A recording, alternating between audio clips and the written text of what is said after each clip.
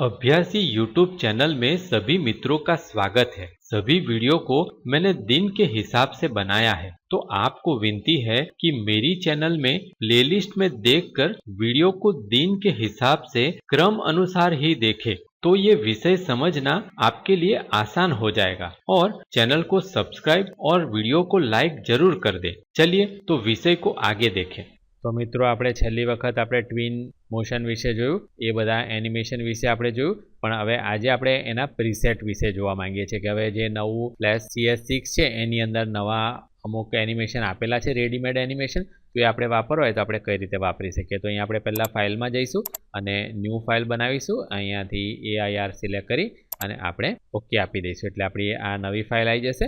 હવે અહીંયા આપણે છેલ્લે સ્ટાર લીધેલો જ છે એટલે અહીંયા આપણે સ્ટાર લઈ લઈશું અને અહીંયા આપણે કલર વગેરે બધું એ જ રવા દઈ અને આપણે અહીંયા એક સ્ટાર દોર દઈશું એટલે આપણે આ રીતના સ્ટાર દોર દઈશું। સિલેક્શન ટૂલથી એને ડબલ ક્લિક આપી અને અહીંયા આપણે થોડું ગોઠવી દઈશું એટલે આપણે ડબલ ક્લિક આપીને સિલેક્ટ કરી લીધું। હવે ત્યાર પછી આપણે આને પહેલાં સિમ્બોલમાં કન્વર્ટ કરવાનું રહેશે। તો હવે સિમ્બોલ વગેરેની જે માહિતી છે એ પછીના વિડીયોની અંદર વધારે જોઈશું કે મૂવી ક્લિપને વગેરેના વિડીયોની અંદર વધારે સમજ પડશે, પણ અત્યારે આપણે જોઈશું। તો એક વખત સિલેક્ટ કરી લીધા પછી કીબોર્ડ પરથી તમે F8 કી પ્રેસ કરો એટલે F8 કી જે ફંક્શન કી છે ઉપર એ F8 કી તમે ક્લિક કરશો એટલે તમને અહીંયા આ જે કન્વર્ટ સિમ્બોલ મેનુ છે એ જોવા મળશે। હવે એની અંદર તમે અહીંયા નામ વગેરે કોઈ આપી શકો, પણ આપણે અત્યારે નામ વગેરે નથી આપતા એટલે સિમ્બોલ 1 જ હું રવા દઉં છું અને ટાઈપની અંદર હું અહીંયા અને ઓપન કરી અને મૂવી ક્લિપ સિલેક્ટ કરી લઈશ એટલે મૂવી ક્લિપ સિલેક્ટ કરી અને હું ઓકે કરી દઈશ એટલે ઓકે કરી દઈશું એટલે આપણને અહીંયા આ રીતનું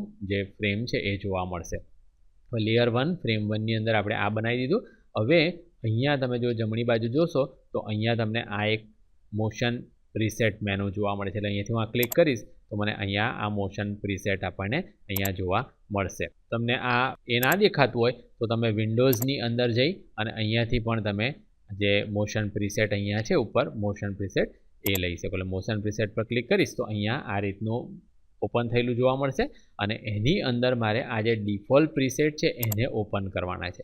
જો હું ડિફોલ્ટ પ્રીસેટ ઓપન કરીશ એટલે અહીંયા બધી અલગ અલગ ઘણા બધા આઇટમ અહીંયા મને જોવા મળે છે। બધી અલગ અલગ ઘણી બધી આઇટમ છે ટેક્સ્ટ વિશેની ને એ બધી, તો આ બધી આઇટમ તમે એક એક કરીને જોઈ શકો કે કઈ રીતે આપણે એને વાપરી શકીએ। પણ અત્યારે હું તમને એક બે બતાવું કે ધારો કે પહેલું જે છે એ છે કે બાઉન્સિંગ ઇન એટલે અહીંયા ક્લિક કરીશ તમને જોવા મળશે કે આવી રીતના બોલ જાણે બાઉન્સ થતો હોય એ રીતના તમને જોવા મળશે। હવે જો તમારે આ વિન્ડો આમ નાની હોય આ રીતનું દેખાતું હોય તો તમે અહીંયા માઉસ બટન દબાવી રાખીને આને મોટી કરી દઈ શકો એટલે તમને અહીંયા બરોબર દેખાશે। હવે મેં આ પહેલું અહીંયાથી સિલેક્ટ કર્યું બાઉન્સ ઇન 3D, ધારો કે બાઉન્સ આઉટ 3D પણ આપણે જોઈએ કે આમ દૂર જતું હોય એ રીતનું આપણને જોવા મળશે। તો આમાંથી કોઈ પણ વસ્તુ આપણે લઈ શકીએ, ધારો કે મેં અહીંયા બાઉન્સ ઇન લીધું અને ત્યાર પછી મેં એપ્લાય પર ક્લિક આપ્યું। હું જેવું એપ્લાય પર ક્લિક આપીશ એટલે તમને તરત જ અહીંયા ટાઈમલાઇનની ઉપર અહીંયા આ આવી ગયેલું જોવા મળશે અને અહીંયા પણ મને આનું જે સિમ્બોલ છે એ આવી ગયેલું જોવા મળશે। તો આ પ્રીસેટ મેનુને બંધ કરી દઈશ અને હવે જો હું આ મારું પ્લે હેડ અહીંયા માઉસ બટન દબાવીને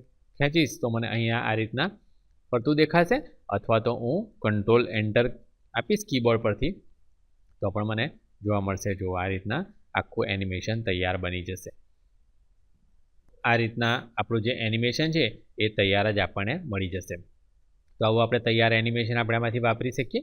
હવે બીજું એક એનિમેશન તમને અહીંયાથી બતાવું એટલે આને હું ક્લોઝ કરું છું અને આ ફાઇલને પણ હું અહીંયાથી ક્લોઝ કરી દઉં છું। અત્યારે મારે એને સેવ નથી કરવું એટલે એને આપણે નો કરી દઈએ છીએ। હવે હું અહીંયાથી ફાઇલમાં જઈ અને નવી ફાઇલ બનાવીશ, ઓકે કરી દઈશ અને અહીંયા ટાઈમલાઇનની અંદર આવી જઈશું। આપણે ટાઈમલાઇનની અંદર હું લેયર 1 ફ્રેમ 1 ની અંદર ક્લિક કરી દઉં છું અને અહીંયા આપણે આ વખતે પણ સ્ટાર છે એ સ્ટાર જ લઈશું એટલે અહીંયા ફરી પાછું સ્ટાર દોરી દઉં છું અને એને જે સિલેક્શન ટૂલ છે એનાથી ડબલ ક્લિક આપી સિલેક્ટ કરી થોડુંક વચ્ચે લઈ લઈશું। આપણે કીબોર્ડ પરથી F8 કી આપી અહીંયા સિમ્બોલ 1 રવા દઈશું અને ટાઈપની અંદર મૂવી ક્લિપ સિલેક્ટ કરી લઈશું અને ઓકે બટન પર ક્લિક આપી દઈશું। મૂવી ક્લિપ બની ગઈ છે અને ત્યાર પછી આપણે અહીંયાથી જમણી બાજુ આ મોશન પ્રીસેટ છે એની પર ક્લિક આપીશું અને આ વખતે આપણે અહીંયા બીજા બધા ઘણા બધા અલગ અલગ એ છે તમે જોઈ શકો કે અલગ અલગ બધા ઘણા બધા છે, આ બધા તમે પછી ટ્રાય કરી શકો। હવે એની અંદરનું અત્યારે હું આ એક લઈ લઉં છું અને એ છે કે ફ્લાય ઇન બ્લર। તો તમને અહીંયા તરત એનિમેશન કરીને બતાવે છે કે આમ કે વસ્તુ આમ આવતી હોય અને એ પણ પછી આમ બ્લર થઈને આવતી હોય એ રીતના મને અહીંયા જોવા મળે છે। એટલે ફ્લાય ઇન બ્લર અને લેફ્ટ મેં લઈ લીધું એટલે આ રીતનું થતું જોવા મળશે અને એને મેં એપ્લાય કરી દીધું। જેવું એપ્લાય કરી દઈશ અને ત્યાર પછી હું આ મેનુ છે એને બંધ કરી દઈશ. એટલે અહીંયા તમને જોવા મળશે કે આમ એરિયા છે બહારથી હોય છે, એટલે બહારથી જાણે કે આમ અંદર આવશે આખું, અને આ પોઝિશનની ઉપર હું આ પ્લે હેડને ખસેડું તો તમને જોવા મળશે કે અહીંયા મને આવતું જોવા મળશે. પણ હવે જો આટલાને જો હું કંટ્રોલ એન્ટર કરું તો મને આ રીતનું જોવા મળે છે. પણ મારે એવું જોઈતું હોય કે અહીંયા આવીને થોડીક વાર રોકાય, તો પછી હું અહીંયા આને ક્લોઝ કરું છું અને હવે આ 15 ફ્રેમનું જ મારું એનિમેશન છે, તો 15 ફ્રેમની અંદર આ રીતના અહીંયા આવીને વસ્તુ રોકાઈ જશે. પણ હવે એને મારે થોડીક વાર સુધી, એટલે લગભગ 45 ફ્રેમ સુધી એને રોકી રાખવું છે. તો અહીંયા જે છેલ્લી ફ્રેમ છે એની ઉપર હું રવા દઈશ. એટલે હું પહેલાં આ મારું પ્લે હેડને ખસેડી અને 15મી ફ્રેમ પર લાવી દઈશ, અને ત્યાર પછી હું અહીંયા મારું જે માઉસ પોઇન્ટર છે એ લેયર 1 ને 45 નંબરની ફ્રેમની ઉપર માઉસનું જમણી બાજુનું બટન ક્લિક કરીશ, અને અહીંયા ઇન્સર્ટ કી ફ્રેમની અંદર અહીંયા તમે જોશો તો આ બધું અલગ અલગ આપેલું છે. પણ અત્યારે આપણે ઓલ નહીં, પણ આપણે પોઝિશન કરીશું કે જે છેલ્લી પોઝિશન છે એ મારે રવા દેવી છે. એટલે હું છેલ્લી પોઝિશન પર હું ક્લિક આપી દઈશ, એટલે મને અહીંયા જોવા મળશે કે છેલ્લી પોઝિશન મારી 45 ફ્રેમ સુધી થઈ ગઈ છે. એટલે હું અહીંયાથી અહીંયા સુધી હવે મને રોકાઈ ગયેલું જોવા મળશે. એટલે મને કંટ્રોલ એન્ટર કરીશ કીબોર્ડ પરથી તો તમને જોવા મળશે કે અહીંયા આવી અને થોડીક વાર રોકાતું આવી રીતે જોવા મળશે. એટલે આ રીતના રોકાતું મને જોવા મળશે.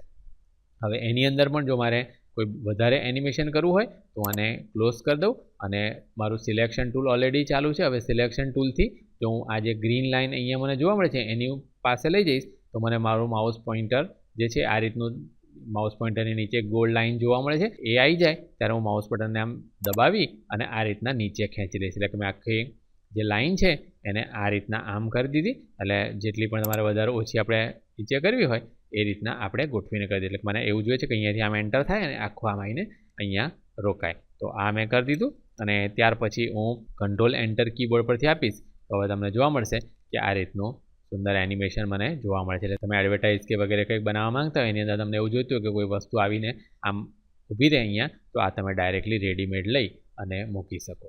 અહીંથી હું ક્લોઝ કરી દઈ શકું. અને હવે એ જ રીતે આ લેયર 1ની અંદર હતું, તો હવે જો તમારે એની પાછળ કંઈક વસ્તુ જોઈતી હોય તો અહીંયા તમે બીજા લેયર ક્રિએટ કરી અને તમે બધી કંઈક વસ્તુ મૂકી શકો.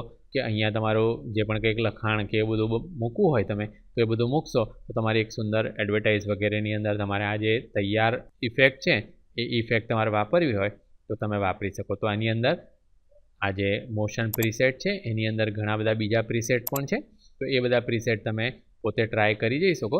પણ એની માટે જેમ આપણે પહેલાં જોયું સિમ્બોલ છે એને સિમ્બોલને મૂવી ક્લિપ બનાવવું જરૂરી છે.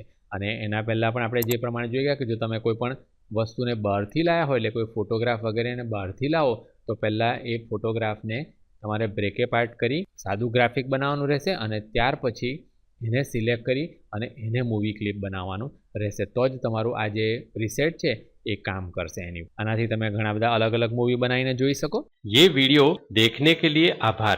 अगर आप कंप्यूटर के एकदम नए और एडवांस टॉपिक पर वीडियो देखना चाहते हैं तो ये वीडियो को लाइक करके चैनल को सब्सक्राइब कर लें. चैनल आगे बढ़ेगी तभी हम नए मुफ्त वीडियो अपलोड कर सकेंगे. आशा है कि आप लाइक, शेयर और सब्सक्राइब जरूर करेंगे. अगर आप ये वीडियो में इस्तेमाल होने वाली PDF फाइल व्हाट्सएप पर खरीदना चाहते हैं तो ये लिंक को देखें. वीडियो डिस्क्रिप्शन में भी ये लिंक दी है. धन्यवाद.